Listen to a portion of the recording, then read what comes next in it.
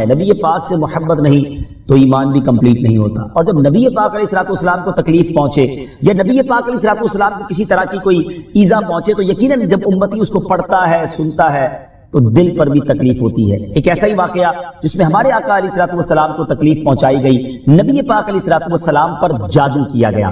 ناظرین آج یہ واقعہ ہم سنیں گے اور یہ قرآنی واقعہ ہے اور اس کے ذریعے بہت ساری باتیں بھی سنیں گے. جادو کے بارے میں بڑے مسکنسپشن ہیں لوگوں کے ذہنوں میں اور سمجھتے ہیں کہ جادو کا توڑ کرنے کے لیے بڑے عجیب و غریب عمل کرنے پڑیں گے, بڑے گناہوں والے کام کرنے پڑیں گے, اللہ کی ناراضگی والے کام بھی لوگ کرنے کے لیے تیار ہو جاتے ہیں, حرام اور ناجائز کام کرنے کے لیے تیار ہو جاتے ہیں اور سمجھتے ہیں کہ اس سے جادو سے بچا جا سکے گا. البتہ جادو کروانے کے لیے بھی لوگ بڑے ہی ناجائز اور حرام کام کرتے ہیں جو کہ جہنم میں لے جانے والے کام ہوتے ہیں. اللہ مجھے اور آپ کو ہمیشہ جادو ٹونے آصف سے محفوظ رکھے, ہر قسم کی بلاؤں سے محفوظ رکھے.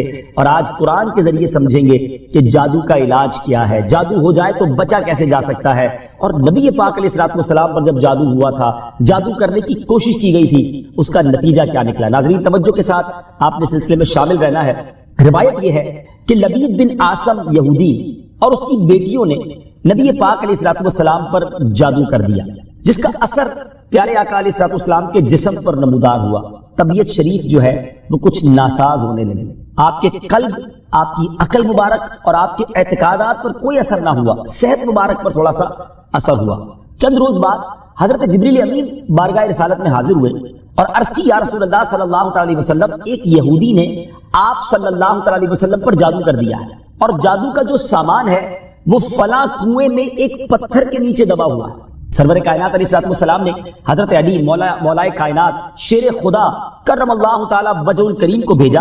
انہوں نے کنویں کا پانی نکالا اور پتھر اٹھایا تو اس کے نیچے سے کھجور کے گھاوے کی تھیلی برآمد ہوئی, یعنی کھجور کے جو چھلکے ہوتے ہیں اس طرح کی تھیلی برآمد ہوئی اور اس میں نبی پاک علیہ الصلوۃ والسلام کے منہ مبارک جو کنگھی سے ٹوٹے تھے اور کنگھی کے ٹوٹے ہوئے کچھ دندانے اور ایک ڈور یا کمان کا چلہ جس میں 11 گٹھانے لگی ہوئی تھی اور ایک موم کا پتلا تھا جس میں 11 سوئیاں چبھی ہوئی تھی. یہ سب سامان پتھر کے نیچے سے نکلا اور یہ مولا علی کرم اللہ تعالی وجہ الکریم یہ سارا سامان لے کر نبی پاک علیہ الصلوۃ والسلام کی بارگاہ میں آ گئے. اس کے بعد سبحان اللہ, اب اس کا توڑ کیسے آیا, اس کا علاج کیسے ہوا, اس کا حل کیا نکلا. جبریل امین اللہ تبارک و تعالیٰ کی بارگاہ سے سورہ فلق اور سورہ ناس لے کر حاضر ہوئے. یعنی اب جو سورہ فلق اور سورہ ناس ہے وہ نازل ہوئی اور ان دونوں سورتوں کو ملائیں تو ناظرین اس میں 11 آیتیں ہیں. ہر ایک آیت کے پڑھنے سے ایک ایک گرہ کھلتی جاتی تھی یہاں تک کہ سب گرہیں کھل گئیں اور پیارے آقا علیہ الصلوۃ والسلام بالکل شفا یاب ہو گئے. سبحان اللہ سبحان اللہ. ناظرین اس واقعے سے بہت ساری باتیں میں نے اور آپ نے سیکھ لی.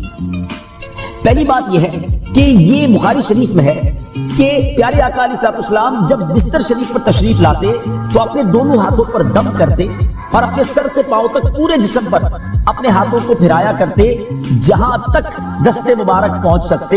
یہ عمل 3 مرتبہ فرماتے. یعنی نبی پاک علیہ الصلوۃ والسلام ان دونوں صورتوں کا اپنے اوپر بھی دم کیا کرتے. اور ایک اور جگہ پر بھی یہ ہے, حدیث عائشہ رضی اللہ تعالی عنہا میں ہے کہ جب نبی پاک علیہ الصلوۃ والسلام کے گھر والوں میں سے کوئی بیمار ہوتا تو آپ علیہ الصلوۃ والسلام ان دونوں صورتوں کو پڑھ کر اس پر دم فرمایا کرتے. تو یہ نبی پاک کے معمول میں تھا.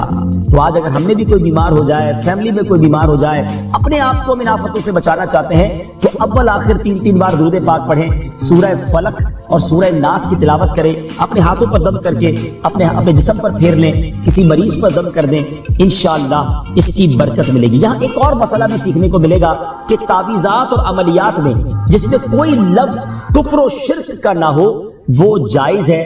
اسی طرح گنڈے بنانا اور ان پر گرہیں لگا کر آیات قرآن اور اسماء الہیہ پڑھ کر پھونک مارنا بھی جائز ہے. یعنی تعویذات اگر شرک سے پاک ہیں, اگر کفریہ کلمات سے پاک ہیں تو وہ کرنے میں کوئی حرج نہیں, وظائف کرنے میں کوئی حرج نہیں. یہ قرآن و حدیث سے ثابت ہے اور آپ نے یہ سنا. ناظرین سیکھنے کو کیا مل رہا ہے؟ خلاصہ یہ ہوا کہ سورہ فلق یعنی قل اعوذ برب الفلق اور قل اعوذ برب الناس یہ دونوں صورتیں جن اور شیاطین, نظر بد اور آسیب اور تمام امراض خصوصاً جادو ٹونے کا مجرب علاج ہے.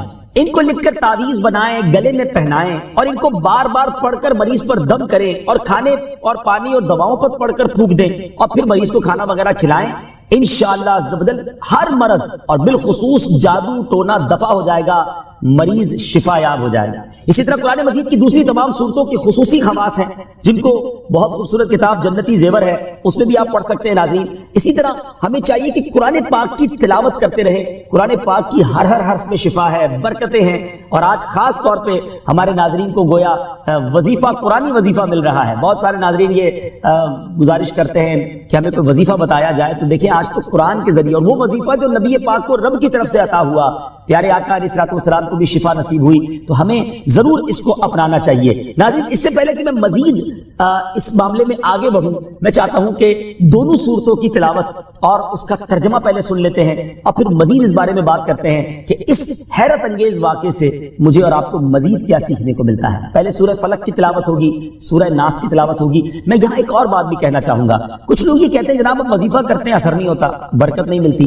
پہلے یہ چیک کر لیں کہ آپ کے مخارج ٹھیک ہیں، آپ تلاوت صحیح مخارج کے ساتھ کرتے ہیں۔ تو اب جو تلاوت آپ سنیں گے نا، تو اس میں یہ بھی چیک کر لیں کہ آپ کیا اسی طرح کے تلفظ کے ساتھ پڑھتے ہیں، اور اگر مسٹیک کر رہے ہیں تو قرآن پاک صحیح طریقے سے پڑھیے، پھر دیکھیے اس کی کیسی برکتیں ملتی ہیں۔ آئیے سورہ فلق اور سورہ ناس کی تلاوت اور اس کا ترجمہ۔ قل اعوذ برب الفلق من شر ما خلق ومن شر غاسق اذا وقب ومن شر النفاثات في العقد ومن شر حاسد اذا حسد۔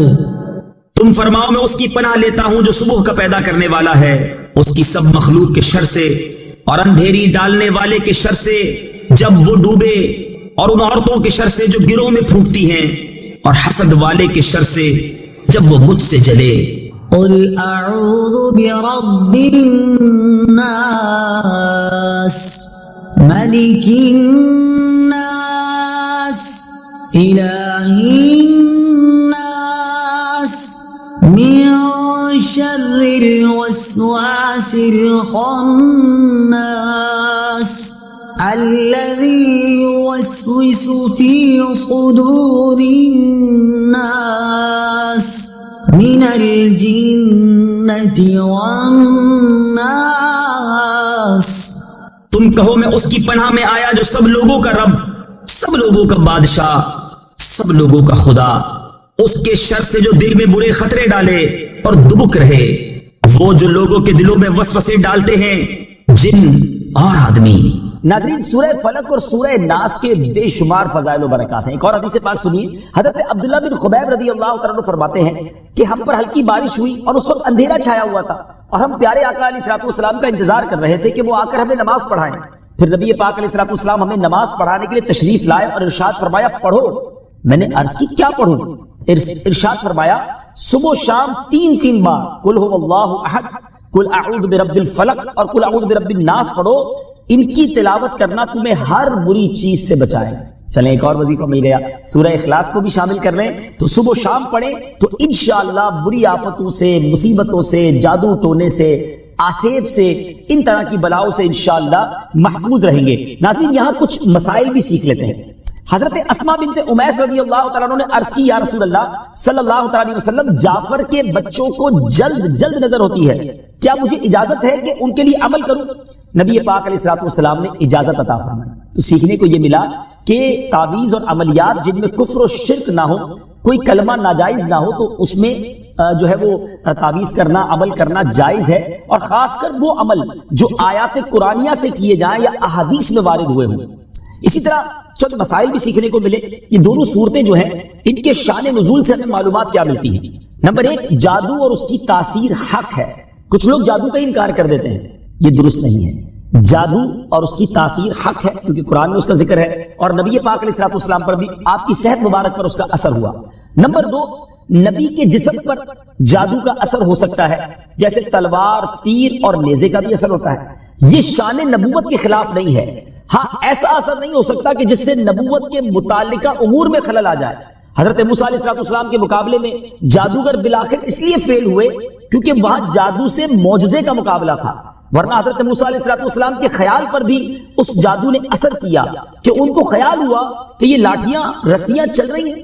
نبی کریم علیہ السلام کے خیال پر بھی اسی طرح یہی اثر ہوا تھا۔ नंबर 3, जादू को दूर करने में सूरह फलक और सूरह नास को खुसूसी तासीर हासिल है। नंबर 4, जादू टोने और अमलियात और असरात और बीमारियों को खत्म करने के लिए कुरान पाक की सूरतों और आयतों को इस्तेमाल किया जा सकता है और बुखारी शरीफ में सूरह फातिहा को इस मकसद के लिए इस्तेमाल करने का बयान मौजूद है। तो सूरह फातिहा को सूरह शिफा भी कहा जाता है, तो ये भी शिफा के लिए बड़ा मुजर्रब और बड़ा प्यारा वजीफा है। नाज़रीन, ये चंद बातें तो हमने इस वाक़े के मुतालिक सीखी, सूरह फलक और सूरह नास के कुछ फजाइल भी सुने। मैं यहां एक और बात भी करना चाहता हूं कि आजकल प्रॉब्लम ये हो गया है कि इतने आमिलीन आ गए हैं, इतने अमल करने वाले लोग आ गए हैं, इतने बोर्ड हमारे शहरों और वतन में लग जाते हैं कि ऐसा लगता है हर दूसरे आदमी पे जिन है या उस पे जादू हो गया है।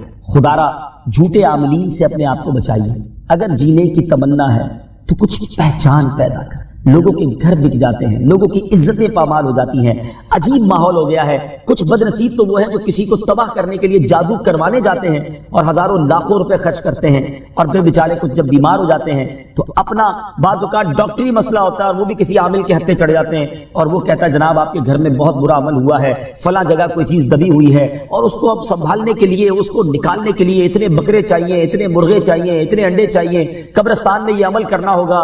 और गरीब आदमी अपनी चीजों को बेच कर हजारों लाखों रुपए दे देते हैं और खानदान के खानदान टूट जाते हैं। ऐसा ना करें, प्लीज ऐसा ना करें। बल्कि मैं तो उन आमिलीन से भी गुजारिश करूंगा कि हलाल रोजी की तरफ आएं। दावत इस्लामी ने बड़ा शानदार एक अंदाज इख्तियार किया। अल्लाह सलामत रखे दावत इस्लामी के मदनी माहौल को। नाज़रीन, आप सोच रहे होंगे कि फिर हमारी बीमारियों के लिए हम तावीज़ किससे लें, हम ये वज़ाइफ कहां से लें?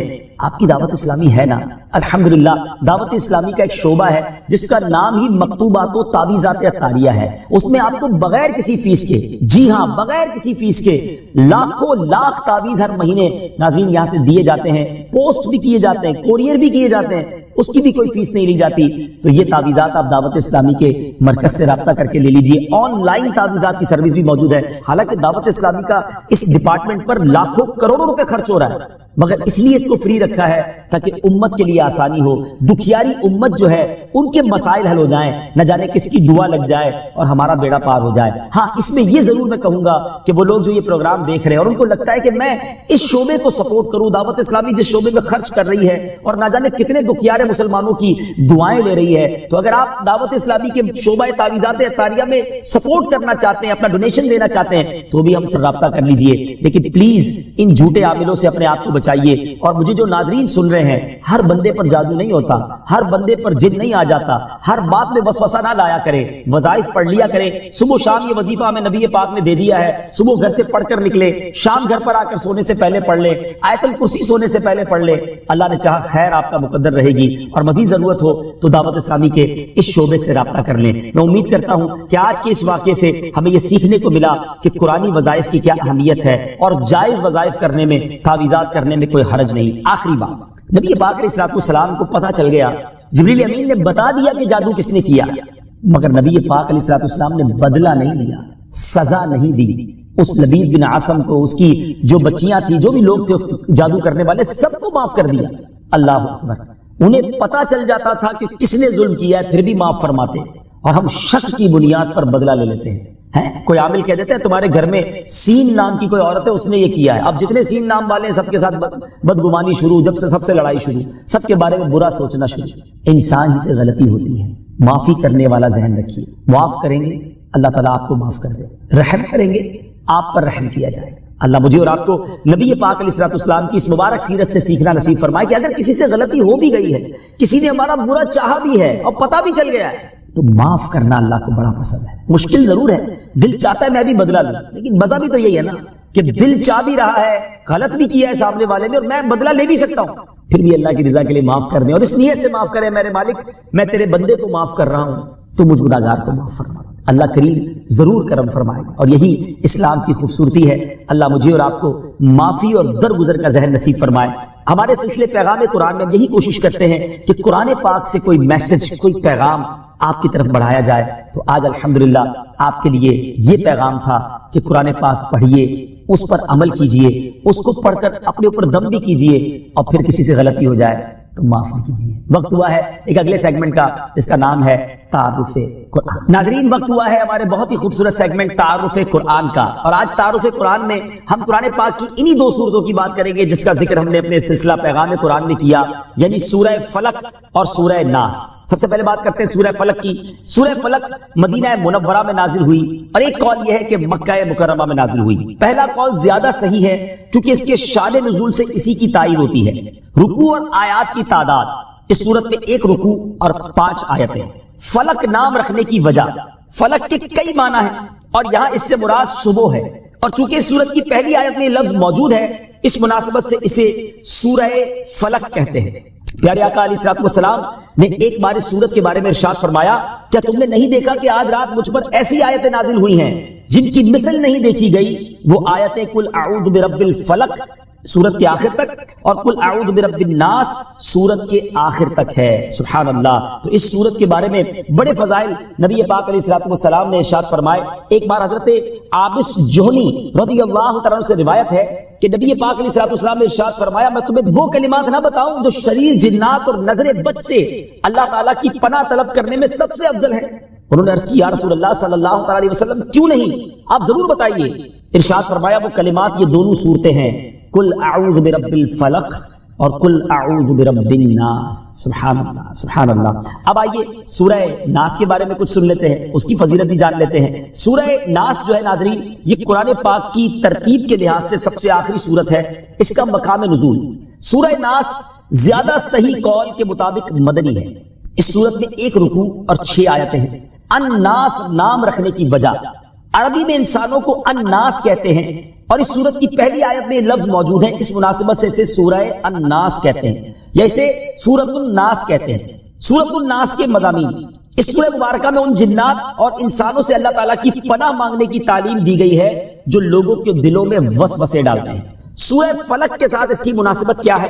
سورۃ الناس کی اپنے سے ماقبل سورت سورہ فلق کے ساتھ مناسبت یہ ہے کہ سورہ فلق میں ظاہری شر سے اللہ تعالیٰ کی پناہ مانگنے کی تعلیم دی گئی تھی، اور اس سورت میں خفیہ شر سے اللہ تعالیٰ کی پناہ مانگنے کی تعلیم دی گئی ہے. اللہ تعالیٰ ہمیں ہر طرح کے شر سے محفوظ فرمائے. قرآن پاک پڑھنے، سمجھنے اور اس پر